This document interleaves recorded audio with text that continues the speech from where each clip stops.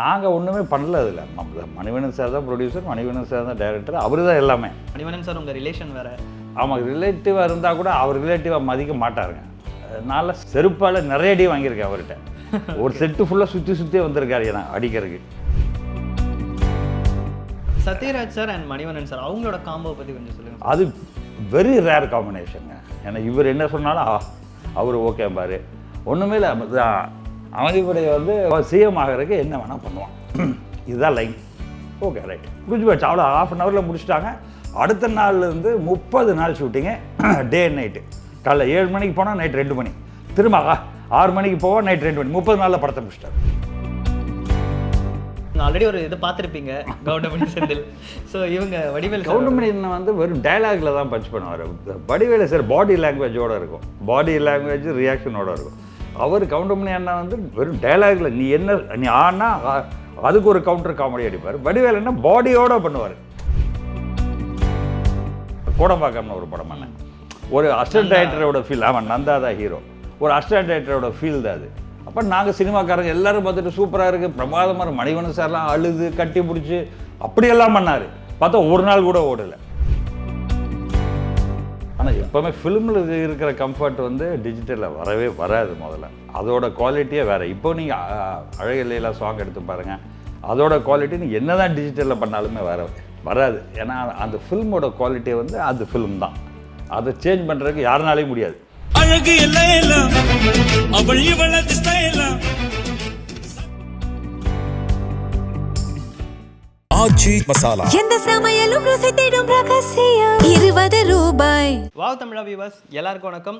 நம்ம கூட இப்போ ஒரு ஸ்பெஷலான கெஸ்ட்டாக இருக்காங்க. அவங்க வேற யாரும் இல்லை, உள்ளத்தை அளித்தா, மேட்டுக்குடி, மருதமலை, கலகலப்பு, அரண்மனை, அப்புறம் நம்ம சூப்பர் ஸ்டார் நடித்த அருணாச்சலம் மாதிரியான பல வெற்றி படங்களுக்கு சினிமாட்டோகிராஃபி பண்ண யூகே செந்தில்குமார் அவர்கள் தான் நம்ம கூட இருக்காங்க. அவங்க கிட்ட பேசலாம். வணக்கம் சார். வணக்கம். எப்படி இருக்கீங்க? நல்லா இருக்குங்க சார். சார் 1993 வந்து நீங்கள் கருப்பு வெள்ளை அப்படிங்கிற மனோபாலா அவரோட டைரக்ஷனில் ஒரு படத்தில் தான் கமிட் ஆனீங்க சினிமாட்டோகிராஃபராக. ஆனால் அதுக்கப்புறம் 1994 ரிலீஸ் ஆன அமைதிப்படையில் அசிஸ்டன்ட் சினிமாட்டோகிராஃபர் கேமராமேனாக ஒர்க் பண்ணீங்க. ஏன் சார் அந்த ஒரு சேஞ்ச், ஒரு சினிமாட்டோகிராஃபர் டு அசிஸ்டன்ட் கேமராமேன்? அது வந்து எங்கள் யூனிட்டுங்க. அது அமைதிப்படை வந்து மணிவண்ணன் சாரோட படம். அங்கே தான் நான் வளர்ந்தேன். இன்ஸ்டியூட் முடிச்சு நான் சினிமா கற்றுக்கிட்டதே மணிவண்ணன் சார்கிட்ட தான். அப்போ மணிவண்ணன் சார் தான் மனோபாலா சார்கிட்ட சொல்லி, டே இந்த பையன் நல்ல பையன்டா, இன்ஸ்டியூட்லேருந்து முடிச்சுட்டு வந்திருக்கான், இவனுக்கு ஒரு சான்ஸ் கொடுனாரு. நான் அவர் கொடுத்தாரு. நான் அதில் கேமராமேனாக ஒர்க் பண்ணேன். அது ஒர்க் பண்ணிகிட்டு இருக்கும்போதே உங்களுக்கு அமைதிப்படையும் பேரலாக நடந்துகிட்டு இருந்தது. ஸோ இது 15 நாள், அதுக்கப்புறம் ஒரு 15 நாள் கேப் இருந்தது. சரி சும்மா ஏன் இருப்பானேன்னு சொல்லி அங்கே போய் அசிஸ்டண்ட்டாக ஒர்க் பண்ணுறாரு. நான் இப்போவுமே அசிஸ்டண்ட்டாக கூட நிறைய பேர்த்திட்ட போய் ஒர்க் பண்ணுவோம். அதெல்லாம் இஷ்யூஸே இல்லை, அந்த ஈகோவே இல்லை எனக்கு. அதெல்லாம் ஓகே. இப்போ கரண்ட்டில் ஒர்க் பண்ணியிருக்கீங்களா சார்? லாஸ்ட்டாக யார்ட்டையாவது அசிஸ்டண்ட்டாக? இப்போ கரண்ட்டாக எதுவும் ஒர்க் பண்ணல. பட் அதுக்கப்புறம் அமைதிப்படைக்கு அப்புறம் நீங்கள் யார்ட்டையாச்சும் அசிஸ்டண்ட் ஒர்க் பண்ணியிருக்கீங்க? நட்டி கூட ஒர்க் பண்ணியிருக்கேன். ஓகே. நட்டி ஏன் அசிஸ்டண்ட்டு? ஓ, உங்கள் அசிஸ்டன்ட்? ஆமாம். நீங்கள் அவருக்கு அசிஸ்ட் பண்ணீங்க? ஆமாம், நான் அவனுக்கு அசிஸ்ட் பண்ணேன். அது எங்கள் ஃப்ரெண்ட்ஸுக்குள்ளே அதெல்லாம் ஒன்றுமே இருக்காது. ஸோ மாறி மாறி ஒர்க் பண்ணிடுவோம். Okay sir. அப்புறம் அமைதிப்படை படத்துக்கு நீங்கள் ஒன் ஆஃப் த ப்ரொடியூசரும் கூட. ஸோ அந்த டைமில் அந்த மாதிரி இப்போ வரைக்குமே அமைதிப்படையை பீட் பண்ணுறதுக்கு எந்த ஒரு பொலிட்டிக்கல் சட்டையர் மூவியும் வரல. ஸோ நீங்கள் எப்படி சார் அதுக்கு ஓகே பண்ணீங்க? ஒரு ஒன் ஆஃப் த ப்ரொடியூசராக இருந்து உங்களுக்கு எப்படி இருந்துச்சு அது? நாங்கள் ஒன்றுமே பண்ணல அதில்.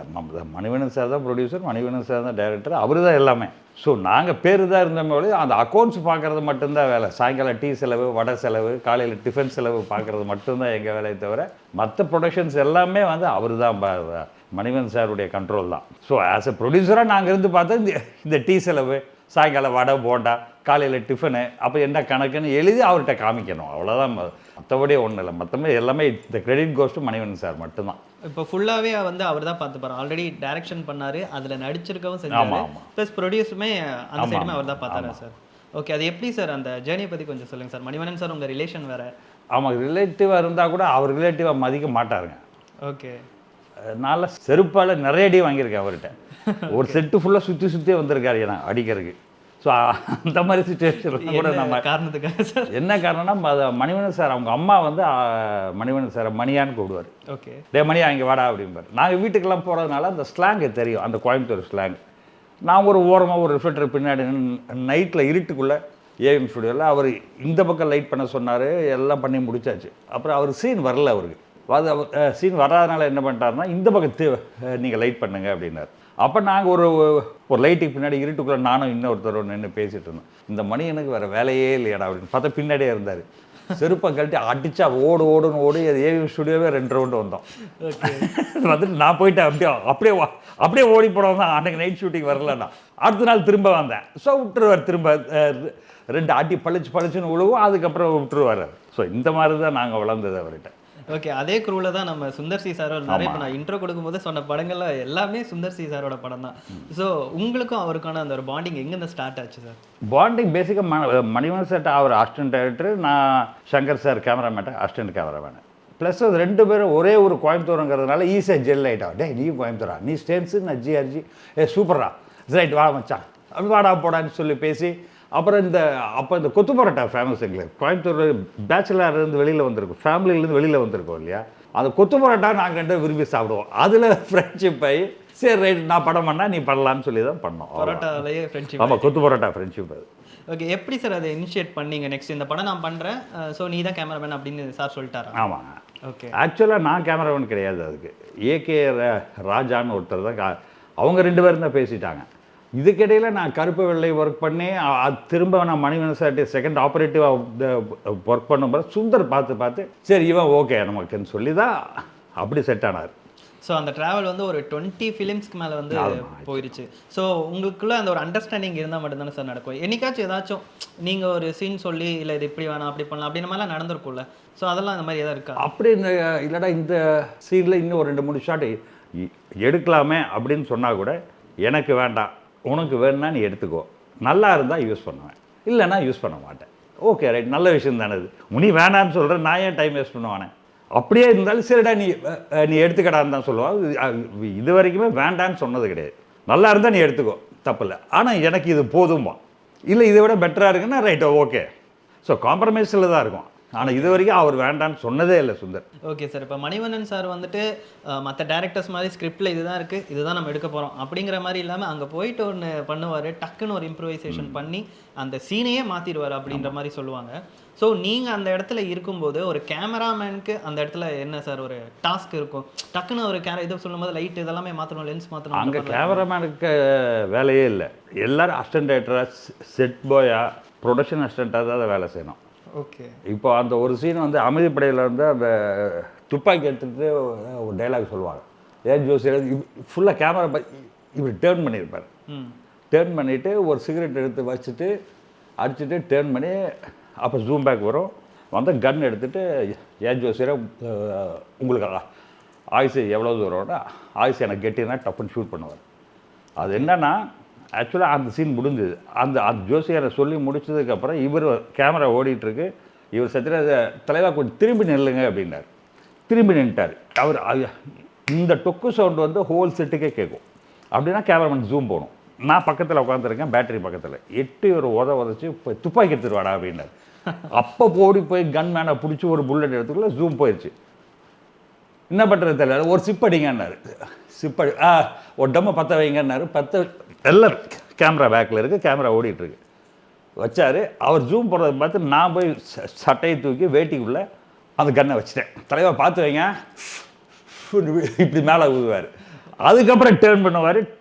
இந்த கன்னை வச்சுட்டு நான் பின்னாடி வந்துட்டேன். இப்படின்னா ஜூம் பேக் வரணும். நான் வந்து உட்காந்துட்டேன், அவர் கன் எடுத்து இப்படி ஷூட் பண்ணுவார்.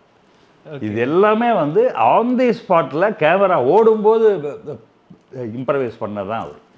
ஸோ ஓகே, இந்த மாதிரி நீங்கள் இம்ப்ரூவைஸ் பண்ண சீன் வந்து நிறைய ஐகானிக் சீனாக இருக்குது. இப்போ இந்த அல்வா சீன்லாம் நம்ம எடுத்துட்டோம்னா, அப்புறம் நாகராஜ சோழன் எம்எல்ஏ, அந்த சீன்லாம் உங்களுக்கு எடுக்கும்போதே ஒரு ஐடியா இருந்துச்சா சார்? இதெல்லாம் பயங்கரமாக ரீச் ஆகும், இன்னும் ஒரு 40-50 வருஷத்துக்கு இதை பற்றி பேசுவாங்க. 40-50 வருஷம்லாம் யாருமே நினச்சி பார்க்கலண்ணா. ஆனால் எடுக்கும்போது நல்ல ஜாலியாக இன்ட்ரெஸ்டிங்காக இருந்தது. அந்த தள்ளிநிலை மணியா கால் முட்டுது இல்லை அப்படின்னு சொல்கிறது எல்லாமே அது மணிவண்ணன் சார் சத்யராஜ் சார் சேர்ந்து பண்ணது தான் அது. ஓகே, அது தலைவர் கொஞ்சம் பக்கத்தில் வாங்கலாம், இது எப்படி இருக்குது பாருங்கன்னு சொல்லி காலையெல்லாம் தூக்கி இப்படி எட்டி வதச்சு அதெல்லாம் பார்ப்பாரு.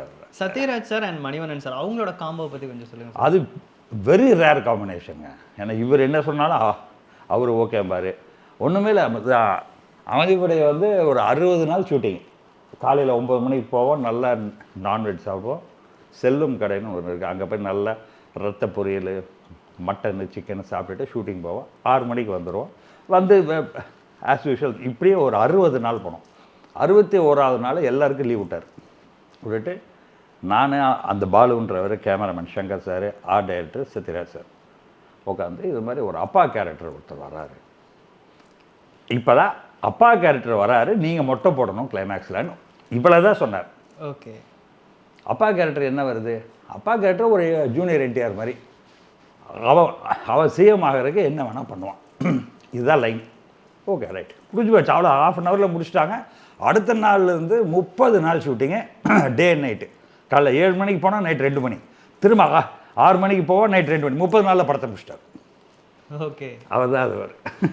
ஓகே. இப்போ நீங்கள் சுந்தர் சி சார் கூட 25 படம் ட்ராவல் பண்ணிட்டீங்க. மோஸ்ட்டாக உங்களோட ஃபில்மோகிராஃபியை நான் பார்த்து சொல்கிறேன். ஸோ அதில் பார்க்கும்போது நிறைய காமெடி படங்கள் தான் இருக்குது. உங்களுக்கு பிடிச்ச ஜெனரஸ் அது இல்லை, நீங்கள் அது நம்ம கம்ஃபர்ட்டாக இருக்குது இல்லை வேறு அந்த மாதிரி ட்ரை பண்ணி? அப்படி இல்லை, ஃபஸ்ட்டு சுந்தர் நான் ட்ராவல் பண்ணது காமெடிங்கிறதுனால காமெடியே போனோம். அப்புறம் தான் ஒரு டைமுக்கு அப்புறம் என்ன பண்ணால் இந்த ஆக்ஷன் பண்ணோம், விஷால் வச்சு ஆக்ஷன் பண்ணோம், அது சரியாக போகல. அப்புறம் சரி சொல்லிட்டு அரண்மனை ஒரு டிஃப்ரெண்ட் பேய் ட்ரெண்டிங்க்கு போனோம். ஸோ ட்ரெண்டிங் மாறுறது தானே அது, மற்றபடி ஒன்றும் இல்லையா. நீங்கள் இப்போ சுந்தர் சி சார் நீங்கள் சொன்னீங்க திடீர்னு ஒரு ஜேர்னல் மாறுது அப்படின்போது, ஆக்ஷன் மாறும்போது அது கொஞ்சம் கமர்ஷியலாக பெருசாக போகல. அதே மாதிரி வந்து அவர் வந்து உள்ளம் கொலை போகுதே எடுத்தார். தென் அதுக்கப்புறம் அன்பே சிவம் அந்த மாதிரி போனார். ஸோ அவர் காமெடி ட்ராக்லேருந்து கொஞ்சம் அப்படி மாறினாரு அப்படின்னும் போது கமர்ஷியலாக அது பெரிய சக்ஸஸாக மாறல. ஸோ நீங்கள் அதுக்கு ஏதாவது சொல்லியிருக்கீங்களா, அதை பற்றி ஏதாவது டிஸ்கஸ் பண்ணியிருக்காரா சுந்தர் சார்? அதெல்லாம் பேச மாட்டாங்க, பேச மாட்டாங்க. அவங்களுக்கு ஏதாவது ஒரு இது இருக்கும், நம்ம காமெடி பண்ணால் பெருசாக ரசிக்கிறாங்க, பட் வேலை போகும்போது சுந்தருக்கு தெரியுமே அதுதானே. So again back to comedy தானே வரணும். ஆடியன்ஸுக்கு என்ன வேணுமோ அது கொடுக்குறது தானே நம்ம வேலை. விஷயம் வேற ஒன்றும் இல்லை. ஓகே, நான் இப்போ இந்த காம்போ பற்றி நான் பேசாமல் இருக்க முடியாது. Karthik sir, Goundamani sir, Sundar C sir, அப்புறம் நீங்கள் உங்களோட காம்போவில் வந்த உள்ளத்தை அளித்தா பிளாக் பஸ்டர் ஹிட். அந்த டைமில் ஸ்டார்டிங்கில் பெருசாக போகல அப்படின்னாலும் அதுக்கப்புறம் பயங்கரமான ஒரு ஹிட் வேர்ட் ஆஃப் மவுத்தில். ஸோ அந்த எக்ஸ்பீரியன்ஸ் பற்றி கொஞ்சம் சொல்லுங்கள் சார். அது அந்த படம் ஷூட் பண்ணும்போது எல்லா சீனுமே நாங்கள் சிரிச்சுட்டே தான் இருந்தோம். அந்த ஆள் கடத்தல் சீனில் ஒரு குகைக்குள்ளே 2 பேர் உட்காந்து பேசுவாங்க, கார்த்திக் சாரை கவுண்டரும், எப்பா இந்த ரேட்டு கொஞ்சம் கம்மியாக போடுவார். அது மட்டும் 25 டேக் போச்சு. அப்போ ஃபில்ம் இல்லை, 25 டேக் போச்சு. ஓகே, ஒன்று கார்த்திக் சிரிச்சுருவாரு, இல்லை கவுண்டர் சிரிச்சுருவாங்க, இல்லை நான் கேமரா வாட்டிடுவேன். நாங்கள் 3 பேர் பண்ண கூத்தில் இப்படியே போய் சுந்தர கடுப்பா, எப்பா இந்த சீனே வேணாம்ப்பா அப்படின்ட்டான். அப்புறம் இப்பவும் பார்த்தீங்கன்னா கார்த்திக் சார் சிரிச்சுட்டு தான் இருப்பார், ஷார்ட்லேயே சிரிச்சுட்டு தான் இருப்பார். அது சுந்தர் சி சார் ரைட்டிங்கா இல்லை திடீர்னு டக்குன்னு கவுண்டர் சார் போடுறது தான்? இல்லை, கவுண்டமணி சார் தான். கவுண்டமணி சார் எல்லாம் ஐயோ, அவர் கூட எல்லாம் பேசவே முடியாது, நீங்கள் என்ன சொன்னாலும் பண்ணி கூட்டு வரல. ஆமாம், அது எல்லாமே அவர் போட்டுறது தான். ஓகே சார், அந்த படத்தில் இன்னொரு ஐகானிக்கான ஒரு விஷயம் இருக்குது, இந்த அழகிய லைலா சாங் இப்போ ரீசெண்டாக கூட பயங்கரமாக ட்ரெண்ட் ஆச்சு. ஸோ அந்த சாங்கோட எக்ஸ்பீரியன்ஸ் சார் எவ்வளோ ஃபேன்ஸாக இருந்துச்சு? நிறைய பேரோட கொஸ்டினாக இருக்குது. 2 ஃபேன் தான் கீழே, வேறு ஒன்றுமே இல்லை. அது யாருமே இல்லை. அது என்னென்னா லாஸ்ட் மினிட்ல ஷூட் பண்ணோம். நான் ஒரு 2 நாளில் ரிலீஸு. ஸோ டேயில் வந்து அந்த ஐ லவ் யூ சாங் எடுத்துகிட்டு அது சம்பத் மாஸ்டர், இது வந்து பிருந்தா மாஸ்டர். ஸோ டேயில் அங்கே ஷூட் பண்ணுவோம், நைட்டு வந்து செட்டில் பண்ணுவோம். 6 to 2 இங்கே, மார்னிங் 9 to 6 அங்கேன்னு. அதனால் ரொம்ப தான் ரொம்ப டயர்டாக இருப்பான். ஏன்னா அங்கே வெயில் இருக்கும், இங்கே வந்தால் இங்கே உங்களுக்கு ஃபேனு புழுதி எல்லாம் இருக்கும். சார் வேணுமா சார், வேணுமா சார், நான் பரவாயில்லம்மா நம்ம பண்ணிடலான்னு பண்ணது தான் அந்த சாங். அது வெறும் இப்போ நாங்கள் க்ரியேட் பண்ணது தான் அந்த சாங். அது அப்படி ஒரு ஹிட்டு இப்போ ரீசெண்டாக பெரிய ஹிட் ஆயிடுச்சு அது. ஆமாம் சார், உங்களுக்கு அது எப்படி இருந்துச்சு? நல்லா இருந்தது, ஒரு பெருமையாகவும் இருந்தது. ஏன்னா என் பசங்க இப்போ நான் சொல்கிறேன், இப்போ அவங்க ஏர்போர்ட்டில் ஒர்க் பண்ணுறாங்க, அவங்கள உள்ளே தெரியுதாவா எதா யாருக்கு எதா யார் ரொம்ப அப்படி. அப்போ இந்த பாட்டு கேட்டே இது சூப்பராக இருக்கே. அதுக்கப்புறம் தான் அவங்க யூடியூப்பில் அந்த படத்தையே பார்க்க ஆரம்பித்தாங்க. ஓகே, ஸோ இவங்க காம்பினேஷனில் பார்த்தீங்கன்னா இப்போ Goundamani sir, Senthil sir, okay. அதுக்கப்புறம் பார்த்தீங்கன்னா முறைமாமன் வந்து பண்ணியிருப்பீங்க, ஜெயராம் சாரும் இருந்திருப்பாரு. ஸோ அவரும் ஆல்ரெடியுமே பயங்கரமான ஒரு ஹியூமரஸ் பர்சன், அவர் ஹிலேரியஸ் பர்சன். அவர் எப்போவுமே செட்லே எல்லாத்தையுமே ஹிலேரியஸாக தான் இருப்பார் அவர். ஓகே, ஸோ அதில் இருந்த ஒரு சுவாரஸ்யமான விஷயங்கள் ஆல்ரெடி நீங்கள் சொல்லியிருந்தீங்க, நிறைய சீனில் வந்து நான் சிரிச்சிருக்கேன். ஆமாம் ஆமாம். ஸோ அதில் அந்த கவுண்டர் வந்து பேதி மருந்து கொடுத்துருவார். ஃபஸ்ட்டு டேக்கு வந்து ஸ்ட்ரெயிட்டாக போவார், செகண்ட் டேக் குடிஞ்சு வருவார், தேர்ட் டேக்கில் வந்து நான் மேலே தான் வருவார்னு வச்சுட்டு இருக்கேன். செட்டில் எல்லோரும் சிரிக்கிறாங்க, எனக்கு மட்டும் தெரியல. என்னன்னு பார்த்தா கவுண்டர் கீழே ஊர்ந்து வந்துட்டுருக்காரு. எனக்கு நான் பார்க்கல, ஏன்னா நான் மேலே தான். நான் அப்போ மானிட்டரிங்லாம் இல்லையே, கண்ணை மூடி தான் நான் பார்க்கணும். கண்ணை மூடி ஒரே இதில் பார்த்துட்டு இருக்கேன், ஆளை காணோம். ஆனால் எல்லோரும் சிரிக்கிறாங்க. என்னடா கண் எடுத்து பார்த்தா கீழே தவழ்ந்து வந்துட்டு இருக்காரு. ஏடா நான் கீழே வர அது பார்க்கலையாடா நீ. அப்புறம் நானும் சிரிச்சு அப்போ திரும்ப 1 more போனோம் அது. ஓகே, ஸோ இப்போ இந்த மாதிரி ஸ்பான்டேனியஸாக அவர் நிறைய டைலாக் கவுண்டர்லாம் போட்டுகிட்டே இருப்பார். அதே மாதிரி பார்த்தீங்கன்னா இந்த பக்கம் மருதமலை நீங்கள் பண்ணுறீங்க, வடிவேல் சாரோட காம்பினேஷன் இருக்குது. ஸோ சுராஜ் சார் வந்து சுந்தர் சி சாரோட அசிஸ்டன்ட்டு. ஸோ இவங்களோட காம்போ எப்படி சார் இருந்துச்சு? அப்படி நீங்கள் ஆல்ரெடி ஒரு இது பார்த்துருப்பீங்க கவுண்டமணி செந்தில். ஸோ இவங்க வடிவேல் கவுண்டமணி அண்ணன் வந்து வெறும் டைலாகில் தான் பஞ்ச் பண்ணுவார்.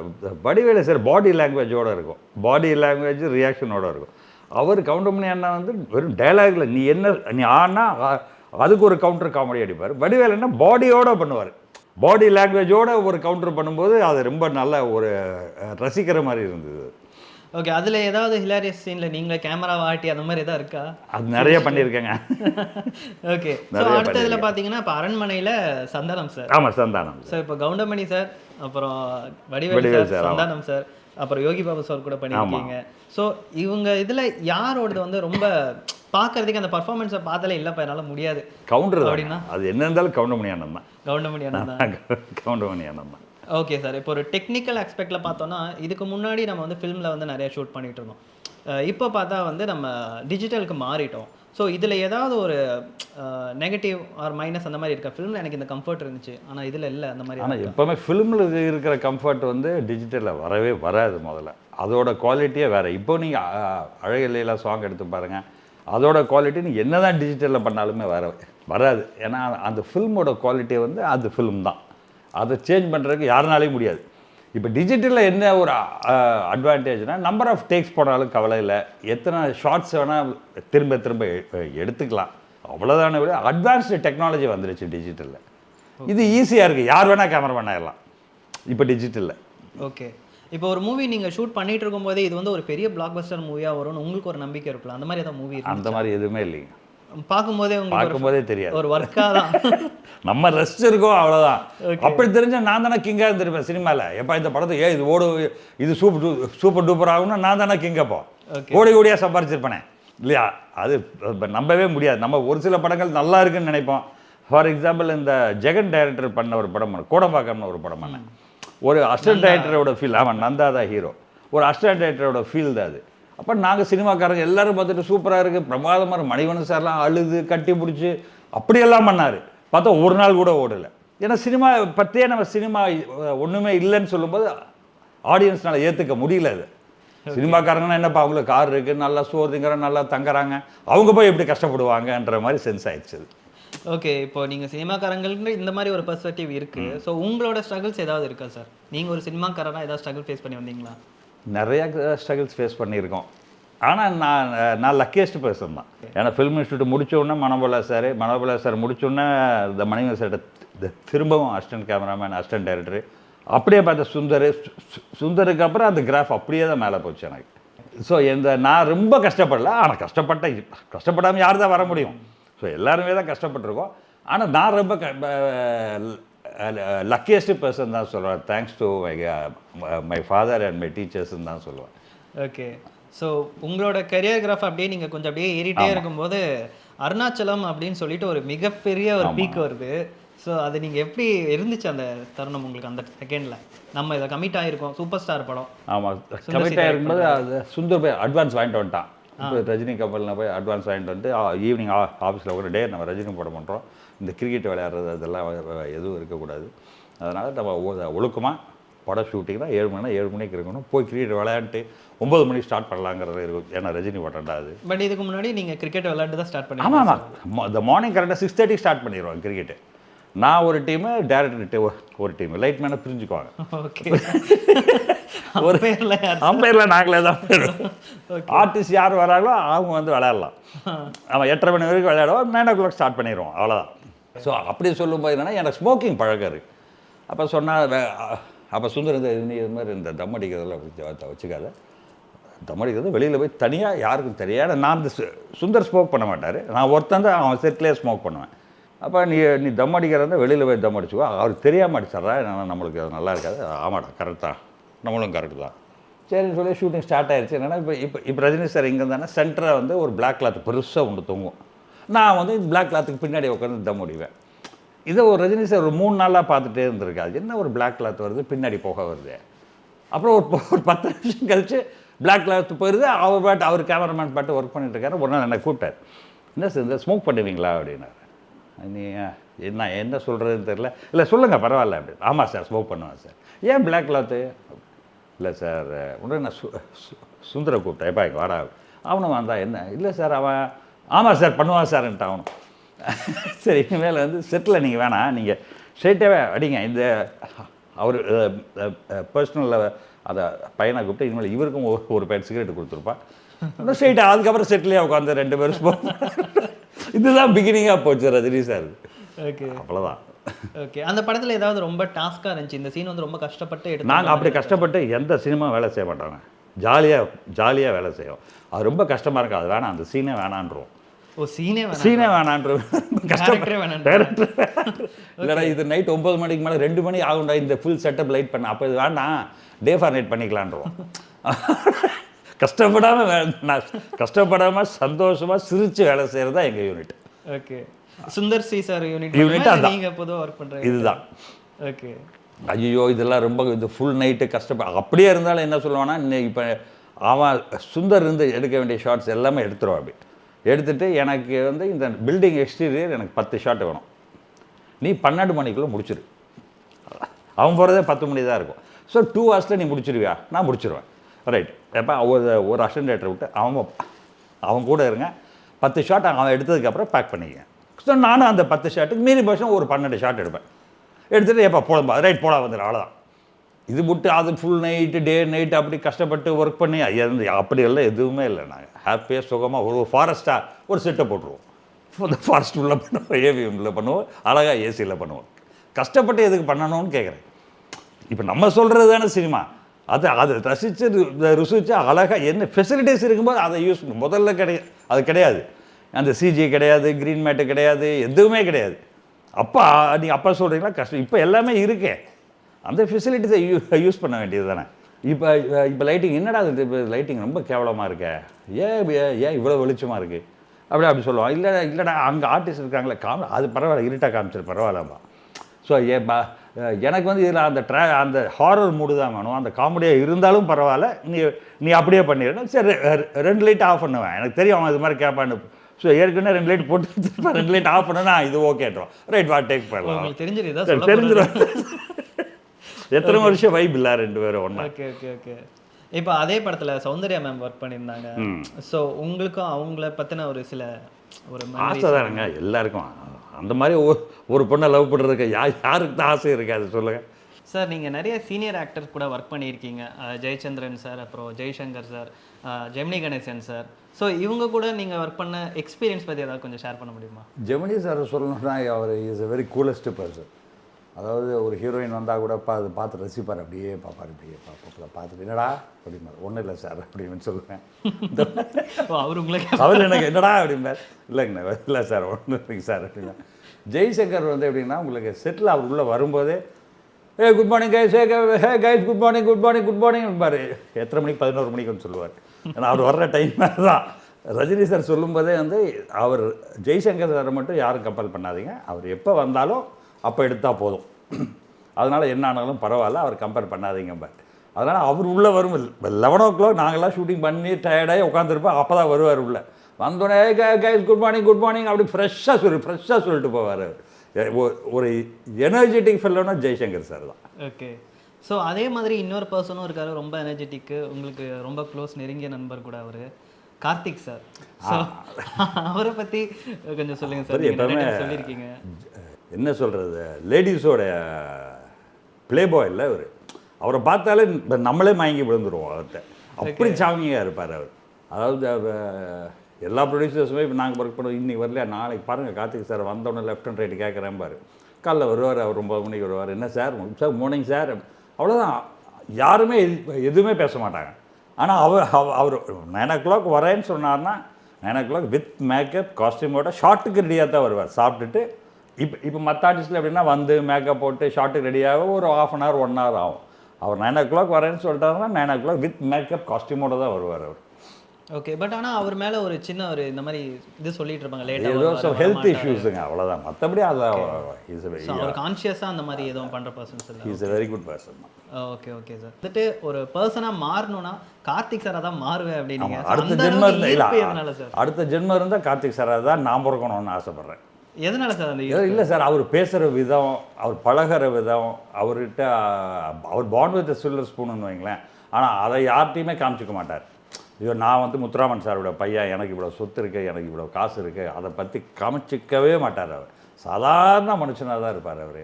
அழகாக வேறங்க. யாருக்காக இருந்தாலும் ஒரு இப்போ உங்கள் பின்னாடியே ஒரு 10 பொண்ணுக்கு வந்தால் உங்களுக்கு பொறாமை வருமா வராதா சொல்லுங்கள்? எனக்கெல்லாம் பார்த்து அவரை பார்த்து கண்ணீர் விட்டு அழுதுருக்கேன். இத்தனை பேர் சார் உங்கள் பின்னாடி பாஸ். நான் எதுவுமே பண்ணல, நான் பேசாமல் தான் பாஸ் இருக்கேன். அவங்களாம் வந்து பேசுகிறாங்க போகிறாங்க பாஸ், நான் என்ன பாஸ் பண்ணட்டும் பாஸ். அவர் 2 வார்த்தை பேசினாலே போதும். ஓகே. கௌதம் கார்த்திக் சார் கூட நீங்கள் ஒர்க் பண்ணியிருக்கீங்க. ஸோ அவங்க அப்பா மாதிரியே தான், அவங்க அப்பா மாதிரியே தான், வெரி சார்மிங் ஃபெல்லோ தான். ஓகே. அவன் ஹீஸ் குவைட் இன்ட்ரெஸ்டிங். ஆனால் என்னென்னது கார்த்திக் சாரை பீட் பண்ண முடியாதுன்னு வைங்களேன். கார்த்திக் சாரோட சாமை யாருமே பீட் பண்ண முடியாது. ஓகே. நீங்கள் வந்து சுயம்வரம்னு சொல்லிட்டு நம்ம 24 ஹவர்ஸில் ஒரு படம் நம்ம கம்ப்ளீட் பண்ணோம். ஸோ அந்த படத்துக்கு நீங்களும் ஒன் ஆஃப் த ஒரு கேமராமேனாக ஒர்க் பண்ணீங்க. ஸோ மற்ற இடத்துலலாம் ஓகே உங்களுக்கு அந்த டெட்லைன் இருக்காது, இன்னைக்கு இல்லைனா கூட நாளைக்கு பார்த்துக்கலாம், அந்த மாதிரி ஒரு இதெல்லாம் இருக்கும். ஸோ இது எப்படி சார் முடிச்சிங்க 24 ஹவர்ஸ்க்குள்ள முடிச்சு? அதில் மெயின் செட்டப் வந்து 12 கேமராங்க மொத்தமாக. 12 ஹீரோ, 12 டைரக்டர், 12 கேமராமேன். இதில் என்னென்னா சுந்தர் குரூப் மட்டும் நாங்கள் மட்டும்தான் ஒரே இடத்துல இருப்போம். ஸோ காலையில் 7 மணிக்கு எல்லோரும் எங்கள் ஃப்ளோருக்கு வருவாங்க. 12 கேமராவும் இருக்கும். என்னோடய லைட்டிங்கில் என்னுடைய ஆங்கிள் படி 12 கேமராவும் ஒர்க் பண்ணோம். 2 ஹவர்ஸில் அந்த எனக்கு 4 கேமரா, மிச்சம் 8 கேமரா வெளியில் போயிடும். ஸோ நான் இந்த 4 கேமரா வச்சு சாங் எடுத்துகிட்டு இருந்தேன். திரும்ப லஞ்சுக்கு அப்புறம் திரும்ப ஒரு குரூப் இங்கே வருவாங்க. அது ஒரு காமெடி சீன் மாதிரி வரும், எல்லோரும் இருப்பாங்க உள்ள. ஸோ அந்த 12 கேமராவும் இங்கே வரும். அந்த 12 கேமராவும் எனக்கு கீழே தான் ஒர்க் பண்ணாங்க. திரும்ப லாஸ்ட்டில் மிட் நைட் ஒரு 3 o'clock கிளைமேக்ஸ் எடுக்கிறதுக்கு எல்லோரும் இங்கே வருவாங்க. ஸோ நான் தான் மேஜராக இருந்தேன் அந்த ஃப்ளோரில். ஓகே. ஸோ அது ஒரு நல்ல எக்ஸ்பீரியன்ஸாக இருந்தது. 12 கேமராமேனையும் கோஆர்டினேட் பண்ணி அவங்களும் வந்து இங்கே கேமரா வச்சுக்கோ அங்கே கேமரா வச்சுக்கணும், எந்த ஈகோவும் இல்லாமல் நல்ல இன்ட்ரெஸ்டிங்காக இருந்தது. அது ஓகே. உங்களுக்கு அது ரொம்ப ப்ரெஷரெல்லாம் ஃபீல் ஆகல? ஜாலியாக இருந்தது. ஜாலியாக இருந்துச்சு. பிரபுதேவா மாஸ்டர் கூட நீங்கள் 2 படம் பண்ணிட்டீங்க. ஓகே. அந்த படத்தில் வந்து ஒரு பர்டிகுலராக ஒரு சாங்கில் ஐலேசா சாங்கில் தான் நீங்கள் ஃபஸ்ட்டு ப்ளூ மேட் யூஸ் பண்ணியிருக்கேன் அப்படின்ற மாதிரி சொன்னீங்க. தமிழ்நாடு லெவல்லே இல்லை இந்தியா லெவல்லே அந்த சாங்காக நீங்கள் யூஸ் பண்ணியிருந்தீங்களா சார்? ப்ளூ மேட் யூஸ் பண்ணி கொரியர் பண்ணது? ப்ளூ மேட் யூஸ் பண்ணியிருக்காங்க, நாங்களே யூஸ் பண்ணியிருக்கோம். என்னன்னா குரூப் டான்சர்ஸும் பிரபுதேவா, ஹீரோவும் பிரபுதேவாங்கிறத ஃபஸ்ட் டைமாக இருந்தது. ஓகே. அப்போ இந்த டான்சர்ஸ் ப்ராப்ளம், இந்த ஃபெஃப்சி ப்ராப்ளத்தில் ஏதோ இருந்ததுனால பிரபு சொன்னார், இது மாதிரி நானே குரூப் டான்ஸராக இருக்கேன். ஓகே. அதைத்தான் ப்ளூ மேட்டில் வந்து பிரபு சாருக்கு நம்பிக்கையே இல்லை இது வருமா வராதானே. உங்களுக்கு கான்ஃபிடென்ட் இருந்தது? எனக்கு 100% இருந்தது. 100% இது கண்டிப்பாக வரும், 100% வரும்னு சொன்னேன். அது நம்பிக்கையில் தான் அவர் எடுத்தார். அதுக்கப்புறம் ரஷ் போட்டு பார்த்ததுக்கப்புறம் தான் இட் இஸ் குட் அப்படின்னாரு. ஓகே. அதே மாதிரி உள்ளங்கொலை பகுதியில் புயலே புயலே சாங்கோட கொரியோகிராஃபி நல்லா இருக்கும். அதாவது அந்த சாங் எடுத்த விதமே நல்லா இருக்கும், அந்த ரெயின் எஃபெக்ட்டுமே அது எல்லாமே பிரபு மாஸ்டருடைய தாட்டு மட்டும்தான். ஓகே. நாங்கள் வேணால் இம்ப்ரவைஸ் பண்ணியிருக்கலாம். இப்போ பிரபு இங்கே உட்காந்ததுக்கப்புறம் நீங்கள் பார்த்தீங்கன்னா வரும்னு ஏதாவது 1-2 சொல்லியிருக்கலாம். ஆனால் மழை வர்றது, அந்த மாண்டேஜ் யோசிச்சது எல்லாமே பிரபுதேவா மாஸ்டர் மட்டுமே தான். அவருக்கு சாங்கை அவர் சாங் யோசிக்கிற மாதிரியெல்லாம் யாருமே யோசிக்க முடியாது. அது நீங்கள் மூமெண்ட்டாக இருந்தாலும் சரி, இல்லை மாண்டேஜாக இருந்தாலுமே சரி. நீங்கள் இப்போ அந்த 90 பீரியட்லேருந்து நீங்கள் இப்போ பண்ணிட்டு இருக்கீங்களா சார் மூவிஸில்? இப்போ எந்த அளவுக்கு சினிமாட்டோகிராஃபி எவால்வ் ஆகிருக்கு நீங்கள் நினைக்கிறீங்க? நல்ல விதமாக தான் எவால்வ் ஆகிருக்கு, மோசமாக எவால்வ் ஆகல. ஓகே. நல்ல விதமாக நல்ல விதமாக தான் இருக்குது. ஏன்னா உங்களுக்கு அட்வான்ஸ் டெக்னாலஜி இருக்குது இல்லையா. ஸோ வி கேன் எக்ஸ்பெரிமெண்ட், என்ன வேணால் பண்ணிக்கலாம். ப்ளஸ் டிஐன்னு ஒரு விஷயம் இருக்குது. அப்போல்லாம் லேபில் நீங்கள் 3 கலர்ஸ் தானே வைக்க முடியும். இப்போ அது கிடையாது. ஓகே. ஆமாம், என்ன வேணால் பண்ணிக்கலாமே. ஃபிலிமில் பார்த்தா நம்ம ஒரு கலர் நம்ம பார்த்த ஒரு பிரைட்னா அந்த ஒரு டைனமிக் ரேஞ்சு அந்த ஒரு கான்ட்ராஸ்ட்டை பார்த்தீங்கன்னா இப்போ டிஜிட்டலில் நிறைய பேர் அச்சீவ் பண்ண முடியாது இல்லைன்னு சொல்கிறாங்க. அது உண்மையா? ஆனால் ஃபிலிமுக்கும் டிஜிட்டலுக்கும் வித்தியாசம் இருக்குது, நான் இல்லைன்னு சொல்ல வரல. ஆனால் இப்போ அந்த ஃபிலிம் லெவலுக்கு வரலனாலும் கொஞ்சமாக ட்ரை பண்ணலாம் அதில், அவ்வளோதான். ஓகே. பட் ஆனால் ஃபிலிமுக்கு ஈக்குவலாக கொண்டு போகிறது கொஞ்சம் கஷ்டம்னால அவ்வளோதான், மற்றபடி ஒன்றுமே இல்லை. Who inspired you most to become a cinematographer அந்த மாதிரி? இல்லை சார், அப்படியெல்லாம் யாருமே இல்லை சார். நீங்கள் ஓனாக சூஸ் பண்ணாதான்? ஆமாம், நானாக பண்ணது, நானாக கற்றுக்கிட்டது, நானாக ஃப்ளாப் கொடுப்பேன், நானாக சக்ஸஸ் கொடுப்பேன், எல்லாமே இதுதான். நான் யாரையும் ஃபாலோ பண்ணுறது இல்லை. ஓகே. கேமராவில் சில பேர் வந்துட்டு எனக்கு இந்த ஆங்கிள் தான் நல்லாயிருக்கும், சில ஆக்டர்ஸாக இருந்தாலும் சரி ஆக்ட்ரஸாக இருந்தாலும் சரி, இந்த ஆங்கிள் தான் நல்லாயிருக்கும், நீங்கள் இங்கே வைங்க அப்படின்ற மாதிரி யாராவது இந்த மாதிரி சொல்லியிருக்காங்களா? உங்களுக்கு அந்த மாதிரி விஷயம் நடந்திருக்கா? இல்லை இல்லை இல்லை. ஆங்கிள் செட் பண்ணும்போது அவங்களோட இன்டர்ஃபியர் ஏதாவது இருக்கு? இல்லை இல்லை, அந்த மாதிரி இல்லை. சரத் சார் சொல்லுவார், அவருக்கு இந்த இடத்துல ஒரு சின்ன ஒரு கட்டி மாதிரி இருக்கும். ஸோ இந்த பக்கம் பேக் லைட் போட்டால் மட்டும் சொல்லுவார், செந்தில் அந்த கட்டி தெரியுது பாருங்க பாரு, அப்போ மாற்றிக்குவோம், அவ்வளோதான். மற்றபடியெல்லாம் ஒன்றுமே இல்லை. ஹீரோயின்ஸில் யாரும் அந்த ஹீரோயின்ஸில் யாருமே சொல்ல மோஸ்ட்லி யாரும் சொல்ல மாட்டாங்க. ஓகே, சினிமாட்டோகிராஃபியில் ரொம்ப கஷ்டமானது எது சார்? ஆக்ஷனா, இல்லை சென்டிமெண்ட்டா, இல்லை காமெடியை ஷூட் பண்ணுறதா? காமெடி தாங்க கஷ்டம் உங்களுக்கு. யோசிக்க ஆமாம், ஆக்ஷன்னா உங்களுக்கு ஒன்றும் இல்லை, அவன் அடிக்க போகிறான், அந்த பஞ்சை மட்டும் பிடிச்சிட்டா போதும் போயிடும். காமெடி என்னென்னா உங்களுக்கு எல்லாருமே ஈவனாக இருக்கணும். காமெடி அவன் பேசுகிற டைலாக் தெரியணும். இப்போ ஒரு அஞ்சலி மாதிரி ஒரு ஃபோட்டோகிராஃபியில் ஒரு காமெடி படம் பண்ணால் எப்படி பார்ப்பாங்க சொல்லுங்கள்? பார்க்கவே முடியாது, பார்க்கவே முடியாது. அது ஸோ காமெடினாலே அதுக்கு தனியாக பண்ணணும். இப்போ நீங்கள் ஆக்ஷன்னா நீங்கள் ஒன்றுமே இல்லை, அந்த ஃபைட்டு வந்து நீங்கள் பேன் பண்ணிக்கலாம், ஃபாஸ்ட் பண்ணிக்கலாம், என்ன வேணால் பண்ணிக்கலாம். அதில் நம்ம செட் பண்ணுறது தானே காமெடிங்கிறது. அவங்க லைவாக அவங்க பெர்ஃபார்ம் பண்ணி அதை ரசிக்கணும். யாராவது ஷூட் பண்ணும்போது ஒன்று நானோ இல்லை லைட் மேனோ இல்லை செட் அசிஸ்டன்ஸோ இல்லை மேக்கப் அசிஸ்டன்ஸோ அவங்களுக்கு கதை என்னன்னு தெரியாது. டைரக்டருக்கு தெரியும், அசிஸ்டன்ட் டைரக்டருக்கு தெரியும், எனக்கு தெரியும். எனக்குமே டைலாக் என்ன மாடுலேஷனில் வரும்ன்றது தெரியாது இல்லையா? ஸோ நானே அது மாதிரி நிறைய தப்பு பண்ணியிருக்கேன். ஒரு 2-3 இடத்துலலாம் டார்க்காக விட்டுருப்பேன். அந்த ஆர்டிஸ்ட் அந்த பேசுகிற டைலாக் வராது. அப்புறம் திரும்ப வந்து இது இல்லைடா அங்கே லைட் இல்லை, அவனுக்கு மூஞ்சி சரியாக தெரியல, ஸோ காமெடி ஆகுது, அங்கே ஒர்க் அவுட் ஆகுது, திரும்ப ரீஷூட் பண்ணியிருக்கேன் அதை. ஓகே, நீங்கள் ஒரு யாரோட பர்ஃபார்மன்ஸையாவது ஒரு ஆடியன்ஸை நீங்கள் இதில் பார்த்துட்டு இருப்பீங்க மானிட்டரில், நல்லா பர்ஃபார்ம் பண்ணுறாருலன்னு கண்ணெடுக்காமல் பார்த்த மாதிரி எதாவது இருக்கா? இதே கேள்வி நட்டி சார்ட்ட கேட்டேன், அமிதாப் பச்சன் சொல்லியிருந்தாரு. ஸோ அந்த மாதிரி உங்களுக்கு? நான் கார்த்திக் சார் தான் சொல்லுவேன். கார்த்திக் சார் தான். ஓகே, அந்த படம் ரிலீஸ் ஆகல, அத்தை மகன் ஒரு படம், கார்த்திக் சாரும் ரம்யா கிருஷ்ணனும். அது ரிலீஸ் ஆகல. அது ஒரு ஷாட்டு வெளியிலேருந்து அழுதுட்டு வந்து அவங்க அப்பான்னு அவங்க அப்பான்னு இவருக்கு அவங்க அம்மான்னு இவருக்கு தெரியும், ஆனால் வேறு யாருக்கும் தெரியாது. அந்த மாதிரி வந்து ஒரு டெத்து வீட்டில் இவர் வேலைக்காரனாக இருப்பாராங்க, அம்மா செத்துருவாங்க. அப்போ அந்த ஒரு சிங்கிள் 400 ஃபீட்டு அங்கேருந்து நடந்து வந்து இந்தந்த இடத்துல நிற்பேன், இந்தந்த இடத்துல லாஸ்ட்டாக இங்கே விழுவேன் பாரு. கரெக்டாக 430 ஃபீட்டில் முடிச்சார். ஓகே, ஸோ அந்தளவுக்கு ஒரு பர்ஃபெக்ட். ஐயோ, எங்கே அழுகணும், எங்கே அழுகக்கூடாது, ஏன்னா எல்லோரும் பார்ப்பாங்க இல்லையா? அதெல்லாம் கண்ட்ரோல் பண்ணி லாஸ்ட்டாக வந்து அந்த காலை பிடிச்சிட்டு மெல்ல அழுகாமல் அழுது வெளில அடிச்சு போவார். சிங்கிள் ஷாட்டில் பண்ணார் அவர். Super super. இப்போது ஹீரோயின்ஸை வந்து கிளாமரஸாக காட்டுறது வந்து ரொம்ப கஷ்டமான ஒரு விஷயம் அப்படின்னு சொல்லுவாங்க. ஸோ இதில் சினிமாட்டோகிராஃபியோட டாஸ்க் என்ன சார் இருக்குது? நீங்கள் அதுக்கான லைட்டிங் இதெல்லாம் பண்ணோம்ல? லைட்டிங் பண்ணுறதில்ல சார், அந்த கிளாமராகவும் இருக்கணும், அசிங்கமாகவும் இருக்கக்கூடாது, அவ்வளோதான். அதுக்கு அது 2 மட்டும் தான் பார்க்கணும், வேறு ஒன்றுமே இல்லை. ஒரு சில இடத்துல க்ளீவேஜ் தெரியலாம், இந்த தைஸ் தெரியலாம், அது வந்து கிளாமராக தான் இருக்கணும், ஆனால் அசிங்கமாக இருக்கக்கூடாது, அவ்வளோ. அதை மட்டும்தான் பார்த்துக்குமே ஒழிய. ஆனால் மேக்ஸிமம் நான் ஷூட் பண்ண எல்லா ஹீரோயின்ஸும் கிளாமராக தான் காமிச்சிருப்பேன். Okay sir, thank you so much sir. Thank you sir.